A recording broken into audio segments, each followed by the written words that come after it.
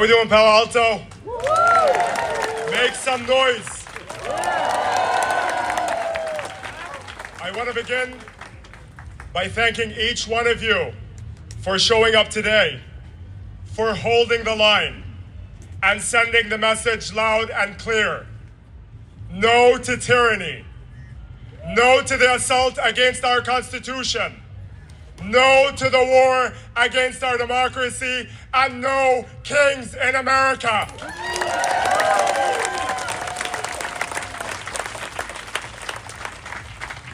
Today we are telling the wannabe king in Washington, the whiny toddler of the White House, we will not just stand in silence while he attacks our freedom of speech and our rights and liberties. We will not just stand on the sidelines as a bunch of election deniers undermine the integrity of our elections, to undermine and silence our votes and our voices. We will not put up with an administration. We will not put up with an administration that defies court orders, that politicizes law enforcement and national defense and the armed forces for the sake of political gain. And we will not stand idly while the enemies of science, the advocates of ignorance, destroy our universities and our foundation of knowledge and progress.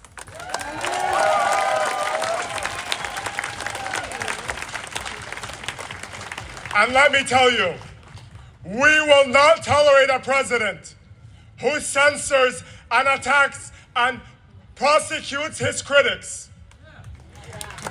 A president who openly says he hates his opponents. A president who casually calls for ethnic cleansing in Palestine and then still finds the audacity to demand a Nobel Peace Prize. What is wrong with this man?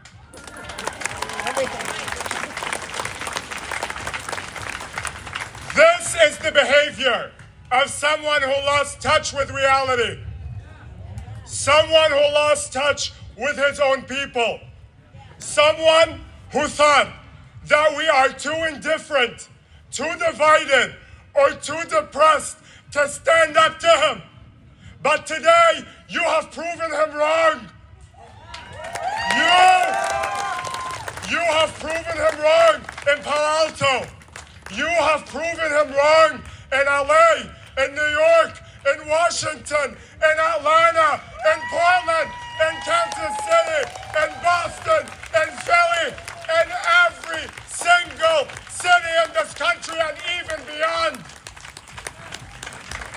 Today, an entire nation is rising up in unity to tell it like it is. We are no sheep, and you are no king. Let me hear you say it. No king. Let him hear it. No king.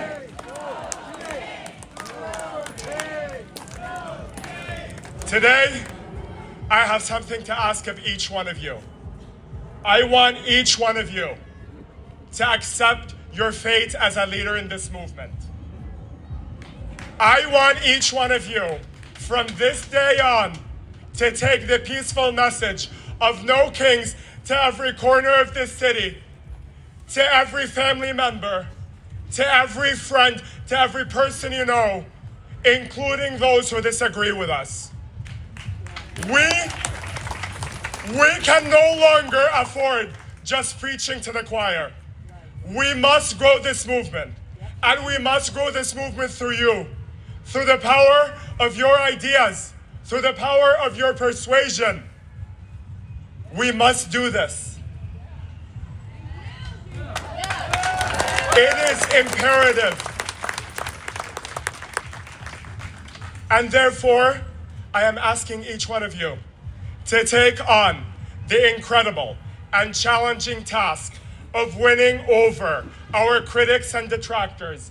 And this is going to be hard to hear, including those who may have supported the president at some point, including those who may have worn that red hat at a certain point in time, and some of them are here, and no judgment, and we are ready to embrace you back if you are ready to embrace us and get back on the right path.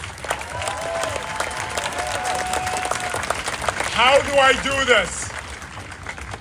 First, by not saying anything, by listening to them.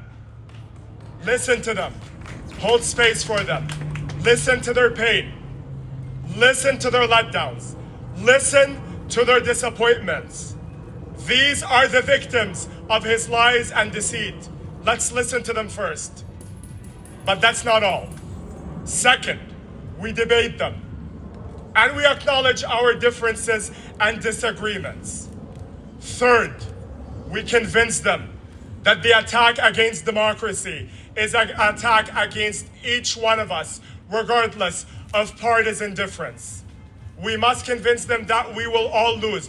We will lose even the right to disagree and to debate if we don't stand up for democracy, each and every one of us.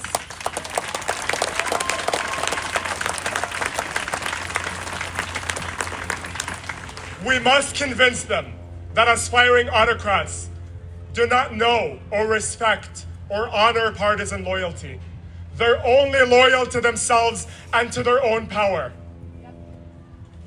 This is our mission. We must come together. We must band together in the coming election to vote for an alternative. Vote for an alternative that upholds the will and the sovereignty of the people. We have to do this. We are not on the same page on everything. We don't see eye to eye on everything. And we can talk about this. But for now, these are dire times. We have to change Washington. If he calls it draining the swamp, we call it flushing the toilet.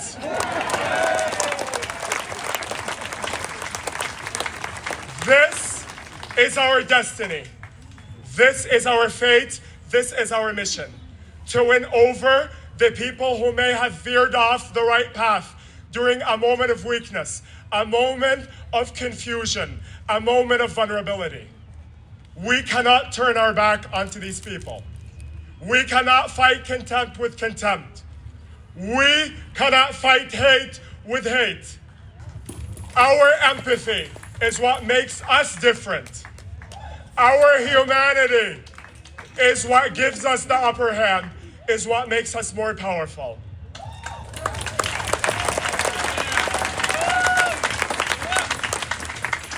But make no mistake, we will listen. We will debate, and maybe even we will compromise and find common ground.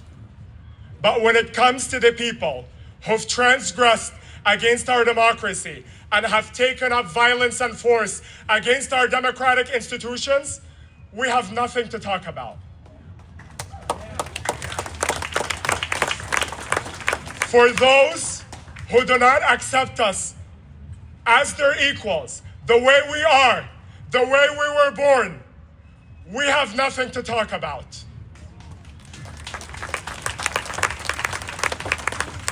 When it comes to the people who hold a grudge against our courts and our judges, there will be no compromise.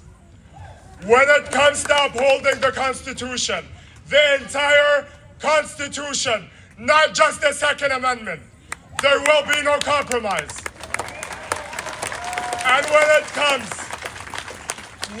comes to our collective future, as a democratic nation, as a nation of laws, there will be no compromise.